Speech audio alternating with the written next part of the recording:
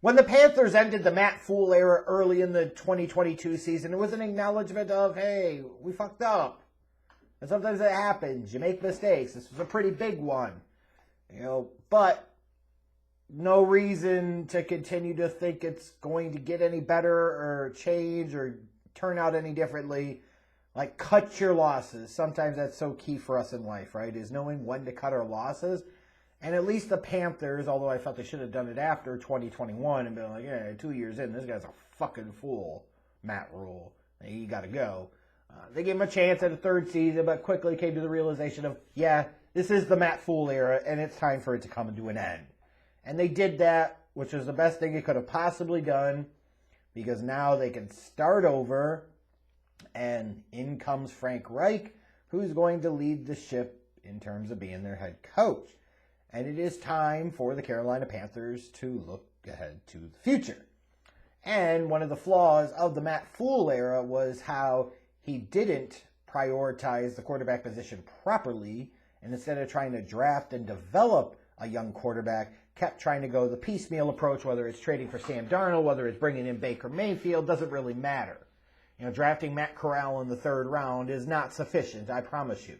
It's also not a surprise you heard different rumors and reports about the Panthers being very interested in Deshaun Watson. That could have made sense, but at the end of the day, that didn't happen. So you had a feeling, like even a couple of months before the draft, that if you're looking at teams that weren't at the very, very top of the draft that could be looking to move up to go get a quarterback, the Carolina Panthers would have to be one of those teams.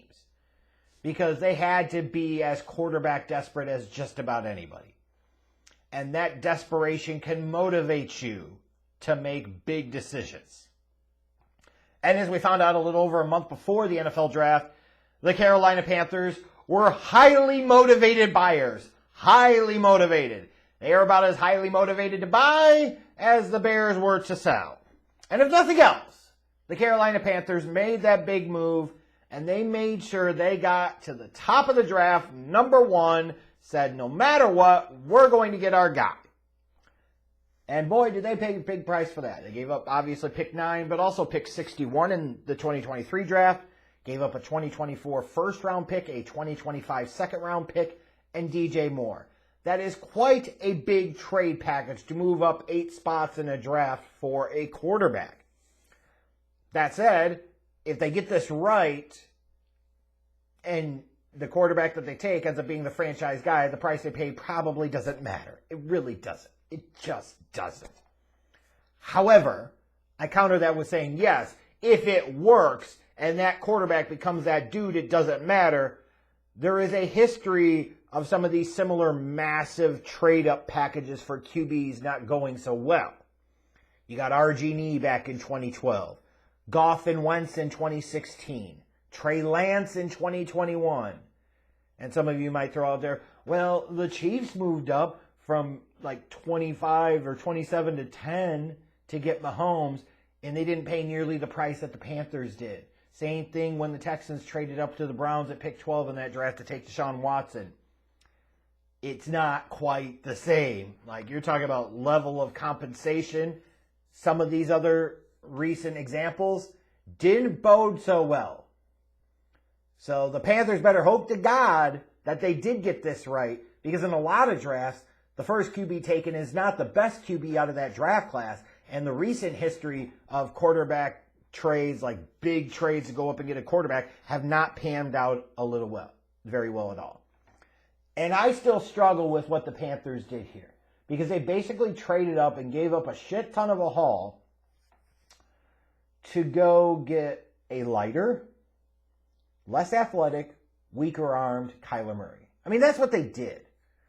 It's one thing if they gave up this package to go up to number 1 and take Anthony Richardson, because then at least I'm saying they're going the exception to the rule in terms of the athletic profile on the positive side.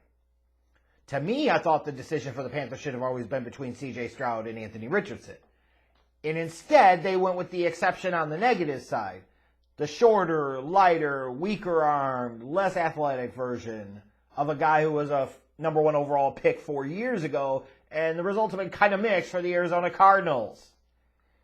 Yeah, not a great fan. I I thought in terms of what the Panthers did here, that's a big price to pay to move up to get Bryce Young.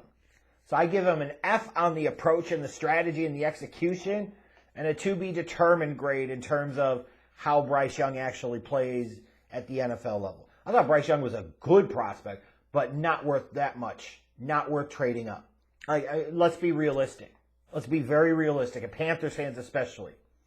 Would you rather have done all of this to get Bryce Young? Or would you rather just sat there at pick 9 and taken Will Levis? I mean, serious question. Because if you take Will Levis at pick 9, you've still got pick 61. You've still got DJ Moore. You've got your first-round pick next year, your second-round pick in 2025. Now you don't have none of that shit. I'm just saying. So looking at the Panthers, with the limited amount of picks they had this year, in part because of the Bryce Young deal, it was going to be really important for them to hit on their day 2 picks. I really like that Jonathan Mingo pick. You had to replace DJ Moore.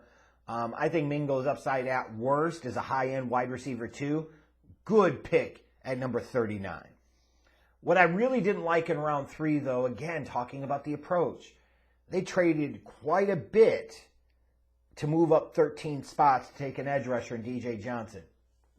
This draft was pretty deep in terms of edge rushers. I understand the thought of going and getting your guy, but was he really worth it that you would give up a 3rd and 4th rounder to move up to go get him? Ugh.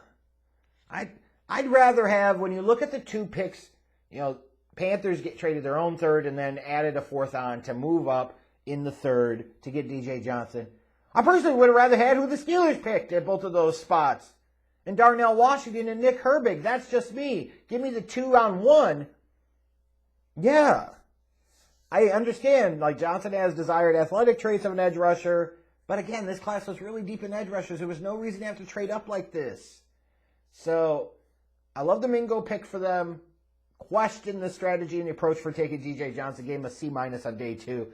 They didn't have a lot to work with on day 3, but I think Chandler Zavala could be a future starter at guard and might be as a rookie. Jammie Robinson, what I thought was decent value in round 5, could be a nickel dime defender at the very least. Also looking at this draft and looking at the bigger picture, they traded away their 6th-round pick last year for Stephon Gilmore, who's no longer with the Panthers, and then traded a 7th-rounder this year and a 6th-rounder in 2024 for Laviska Shenault, which that's a little bit better. It's one thing to trade a 6th-rounder for Stephon Gilmore, and he's not even there anymore. So a little bit better on day 3 when you look at the bigger picture, so I gave him a C+ there. I thought they had some good picks on day 2 and 3. Mingo, I think, was the best of them. Zavala, like I said, has a chance to start. Robinson, I thought, was decent value. The 7th being a part of the package to get Laviska Shenault was also decent value. But at the end of the day, the only shit that really matters is how Bryce Young does. And like I said, they traded for the up to get the exception on the negative side, gave up a lot to do so. I really wasn't a fan of what the Panthers did this year. To me, they were one of the biggest losers, but none of that matters if Bryce Young proves he could be that dude. But if history tells us anything, the overwhelming odds is he's not going to be.